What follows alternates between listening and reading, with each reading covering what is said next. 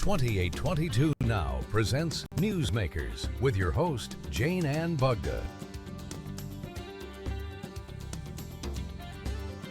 Hello and welcome to Newsmakers. I'm Jane Ann Bugda. Many of us have placed a bet, taken a chance, and feel the thrill of a gamble. But for many people, it's become a problem, a secret addiction. And that is what we are talking about today. I am joined by Jason Harlan, who is the Chief Executive Office of Wyoming Valley Alcohol and Drug Services.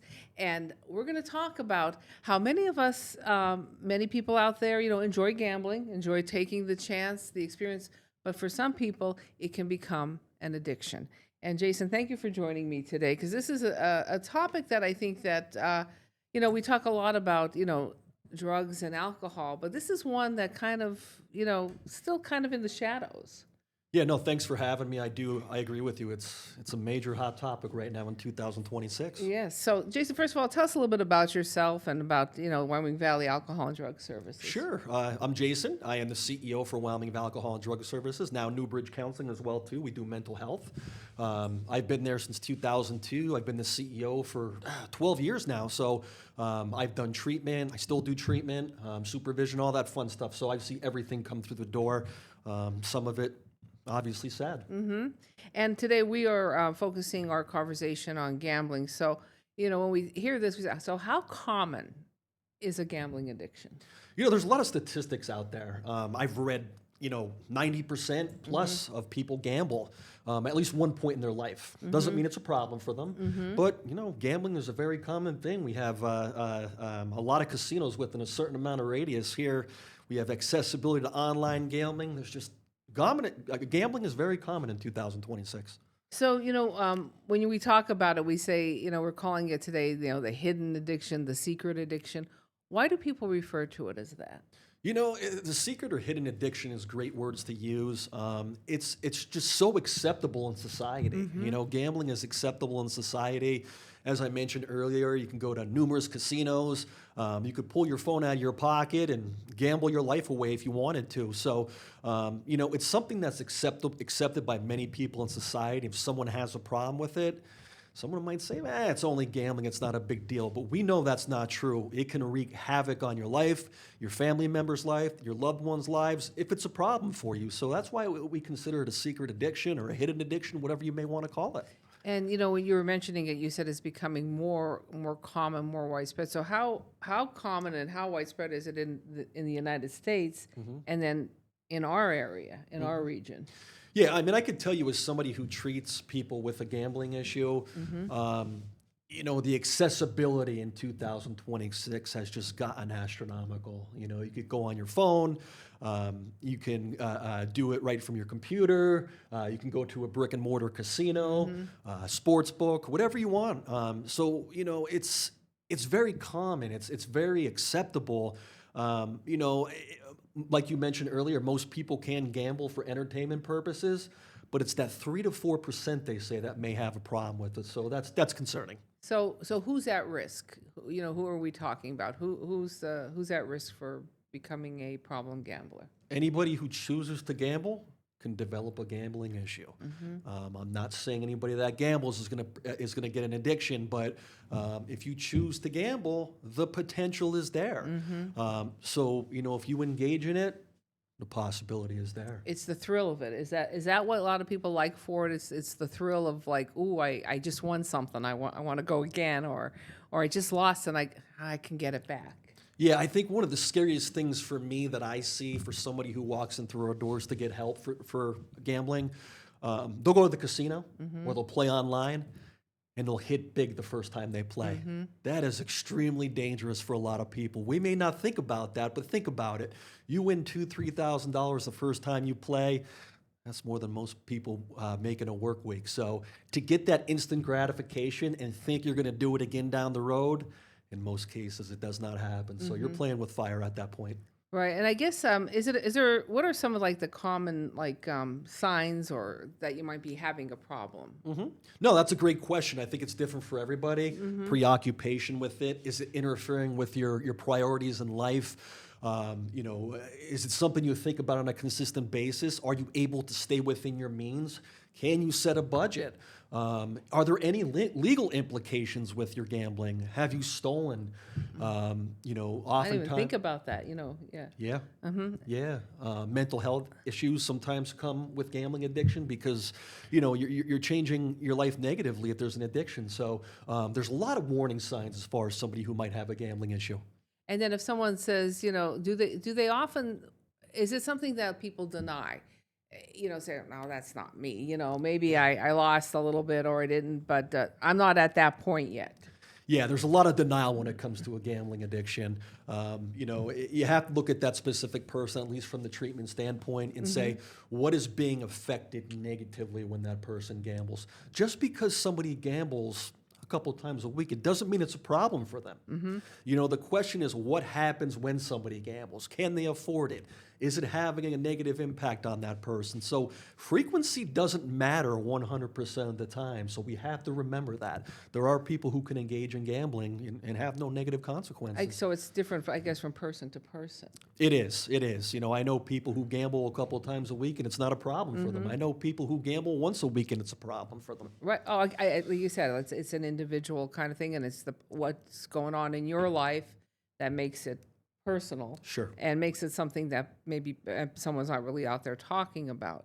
I recently read a study, and it shows that that young men are the growing in numbers for having a gambling addiction. Why is that? It's a tough question. I'm not sure there's a full answer, a full right answer to that, but we know, and I could tell you as a treatment specialist, that sports gambling has gotten increasingly bigger. We have the online, as I mentioned earlier, go on your phone, place a bet. The casinos have a sports book, but if you've ever been to a sports book, it's relaxing, let's be honest. You could sit there, grab a drink if you want to, watch the games, place a bet. So, one of the biggest things we see with young people is sports gambling has increased substantially. So, causing a lot of ruckus and chaos in people's lives. So, you mentioned online addiction, and I guess you said you're seeing a growing number of people. It is, you have your phone. You can do it. You can do it at work. You can do it in school if you're a youngster, a teenager. Do they have some guidelines when you're doing online gambling on a phone? That they kind of can safeguard young people, or are you seeing young people kind of venturing over to that? It's because you can't really get into a casino till you're 21. That's correct, right? So yeah, there's safeguards in there, ID verification, that type of thing. But let's be honest, if you have a family member who will let you do it with their account, we see that all the time. There's another thing I didn't think about. Allowing say, Yep. hey, do you want to pick something? Or Absolutely. that. So there are safeguards in there. However, they can be bypassed in many instances, unfortunately. I know when we talk about different addictions, I'm always surprised at the age that you start seeing people engaging in. Maybe I know when we say with alcohol, marijuana, drugs. But how about with gambling? Are you seeing younger people? What is like an age that you can start seeing someone saying, I have a concern? Yeah, we see all different ages. Our prevention department, which educates kids in schools, they go to kindergarten all the way up to college. There's definitely kids in their early teens that gamble. When we talk about gambling, it's not just casinos. It's just not sports. Video games are a sense of gambling in some instances as well, too. When you talk about Fortnite or those hot video games that exist, you can gamble online, buy things. You don't know what you're getting. You're paying something to get something, hopefully. So, gambling is not just set with casinos and blackjack, that type of thing. It exists in video games, too. So we see it very young, unfortunately. So that's something parents should kind of keep an eye on when their children, you mentioned going to schools and talk about this and at a very young age. And when you talk to parents, are they aware of this sometime or no? Sometimes yes, sometimes no. As a dad, I can be naive sometimes. I have a 6-year-old and a 3-year-old. My 6-year-old is starting to play video games. We monitor that very closely. Restrictions, that type of thing. But yeah, parents play a pivotal role. You have to monitor. You really do. You can't just let your kids sit downstairs for 3 hours. video game their life away, because there are some negative things that exist out there. Right. And I would never have thought of that as being maybe like a little bit of a gateway to getting into gambling. You know, you mentioned we're talking about younger people, but now let's go to the other side of the spectrum. We're talking about our senior population. They too have, become a concern for gambling, and a lot of times they don't have the means. Correct. But you were telling me what are some of the reasons maybe like a senior person would say, I'm going to start. Yeah, no, I think that's another great question. Think about that for a second. Someone that's on a fixed income, such as a senior, maybe getting Social Security, minimal retirement, that type of thing. This is an opportunity for them to gain some extra income. In addition to that, unfortunately, when we get older, we lose friends, we lose family to death. And sometimes a lot of the senior citizens develop friendships with people they see at the casino on a consistent basis. So it's a new social life for them. In addition to that, we know that online casinos, brick and mortar casinos offer free meals, free money, overnight stays, that type of thing. So the lure is there to. That's a big perk for people. Right, It right. is. And you don't think about, like, you mentioned seniors, and I would never even think of our senior population saying, oh, unless somebody, in their earlier years had a problem that kind of kept going. But for some of them, it's probably a new concern. Yeah. That does happen. It becomes a new way of lifestyle for them. And of course, we have the other side too for, people who've been gambling for many, many decades and they just can't stop. It's just a way of life for them. So yeah, there is two ends to the spectrum. Absolutely. So, how does, when you're gambling and your addiction, let's talk a little bit about, it not only hurts you, maybe, you're losing friends, you're losing, family, but financially, the financial aspect of all this. You mentioned something interesting too. It leads some people to stealing, some people, that don't have their money, they're losing, homes. What are you seeing when someone comes in and says, and tells you, I just lost everything? Yeah, that's pretty common, unfortunately, when we see people at our facility. We do outpatient counseling through the Department of Drug and Alcohol Programs, who funds us for that. They're fantastic. Yeah, no, the financial implications are consistent.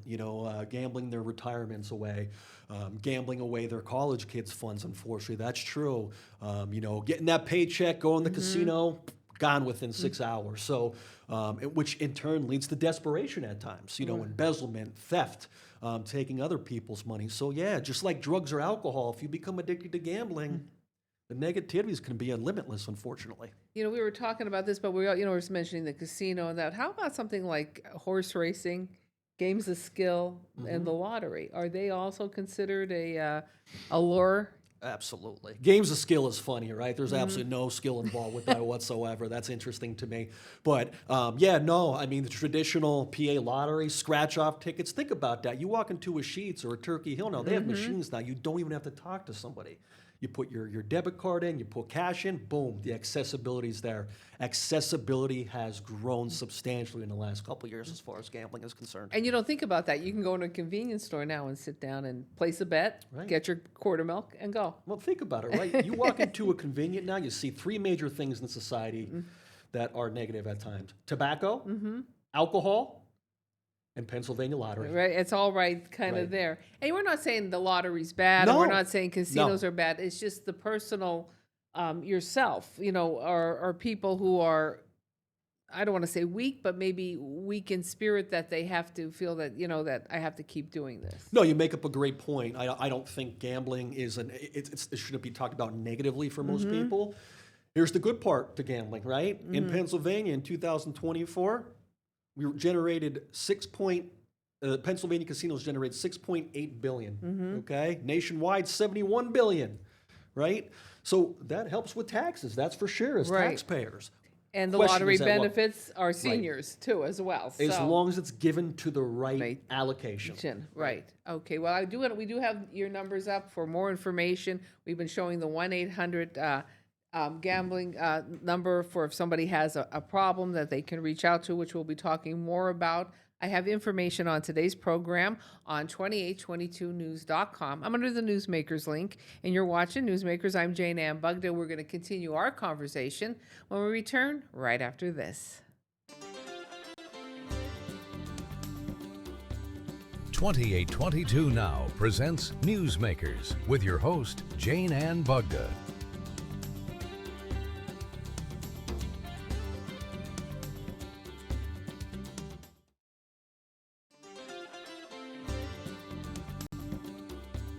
"2822 Now presents Newsmakers with your host, Jane Ann Bugda.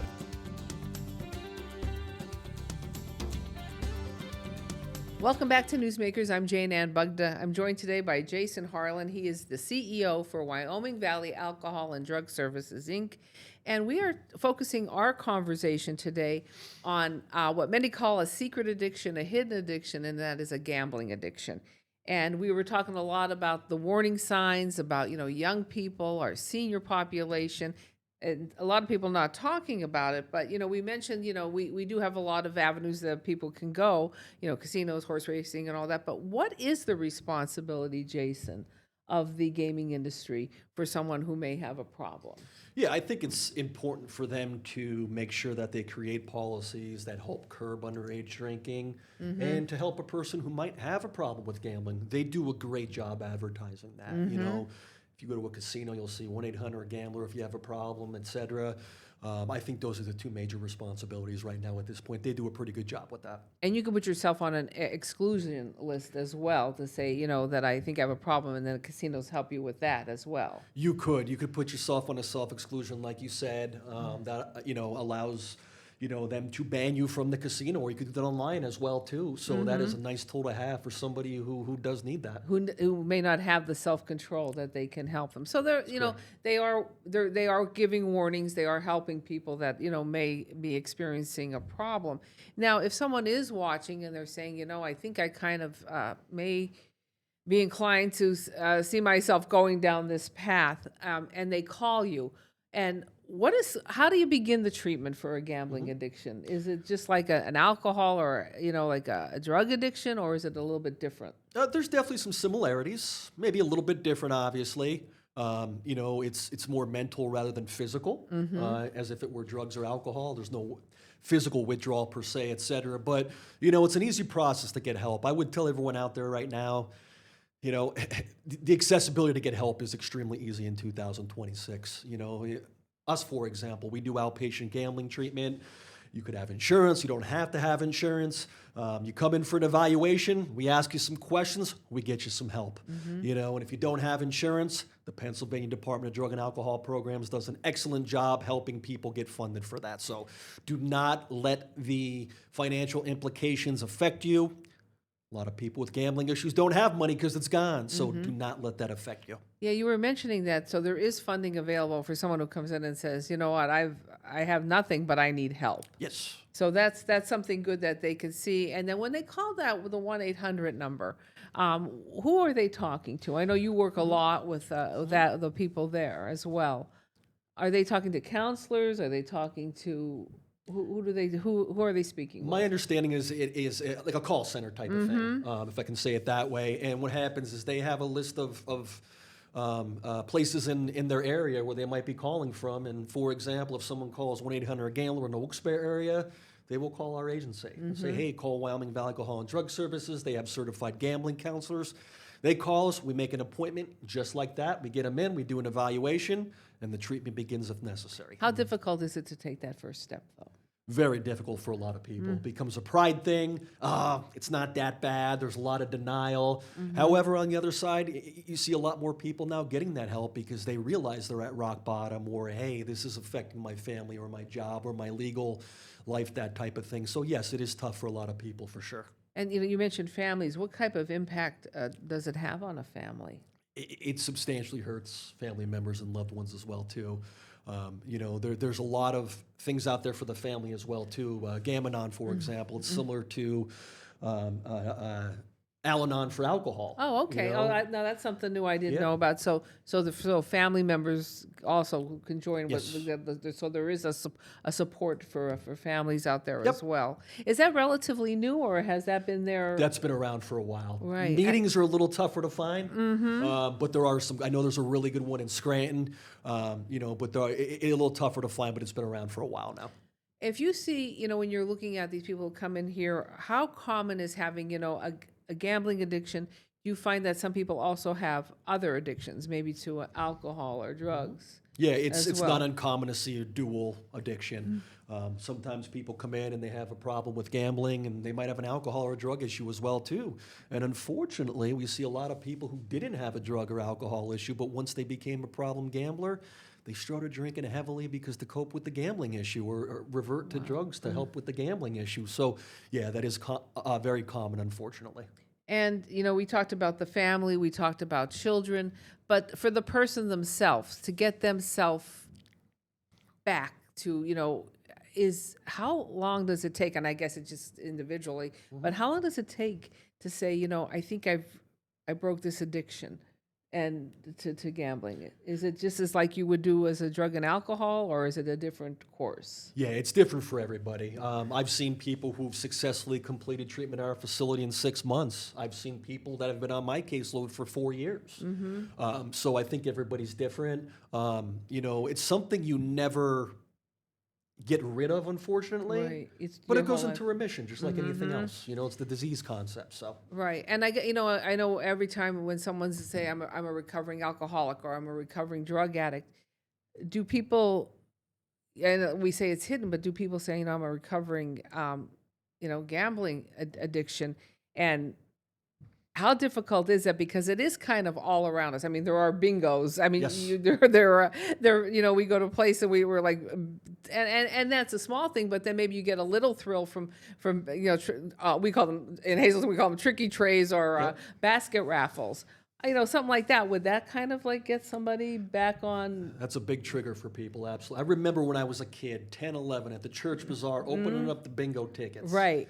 I was gambling at 10, 11 years old. Right. There was no ill will, but it was there. But it was there. And then Yep. for somebody who has been, or is struggling, and maybe that's something, could that something re-trigger them?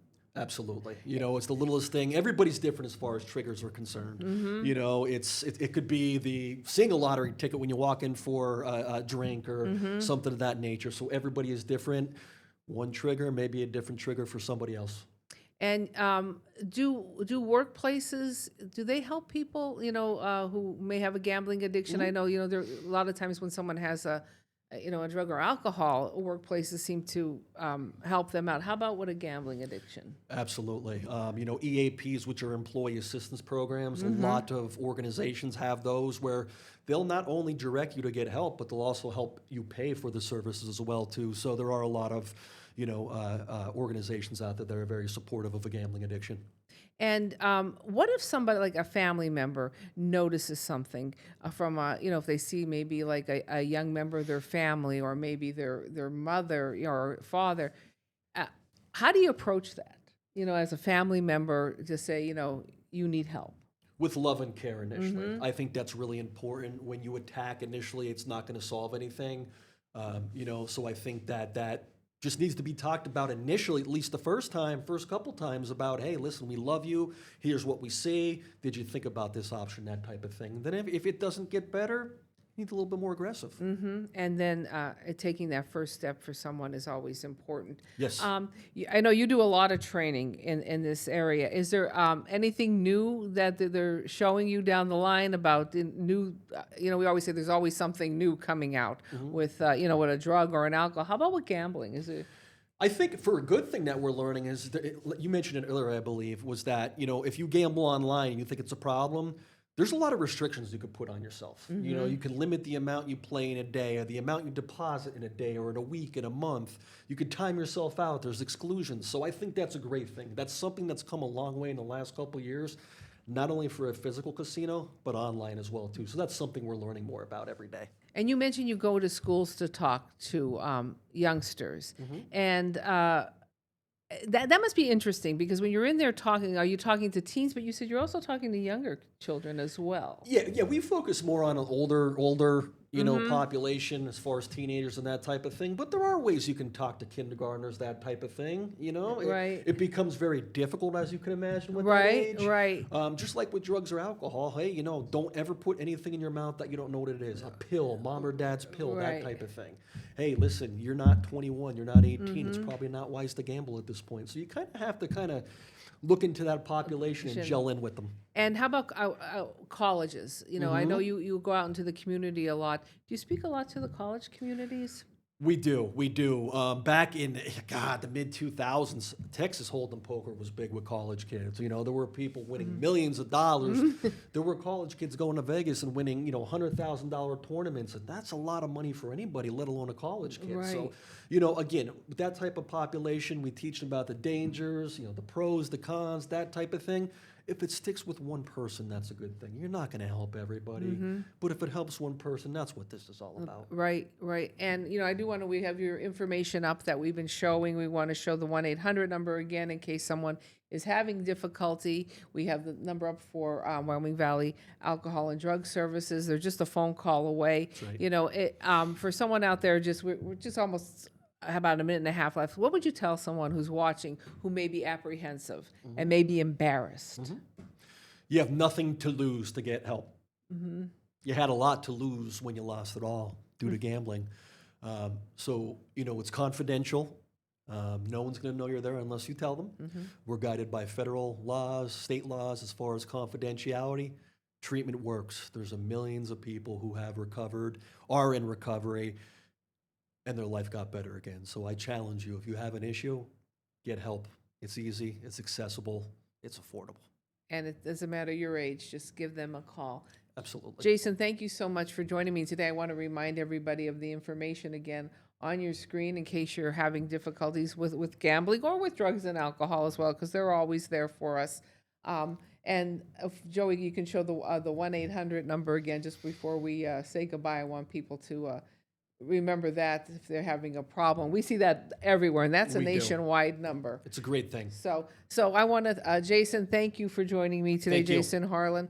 And I want to thank Matt Gronsky, Andy Dean, and Tony Gargiola for helping with the show, and Joey Nardone, who's behind the board. I'm Jane Ann Bugda. Thank you so much for making Newsmakers part of your day. You can check us out on 2822news.com and on the 2822 News Now app.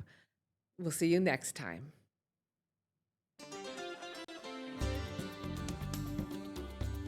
"2822 Now" presents Newsmakers with your host, Jane Ann Bugda.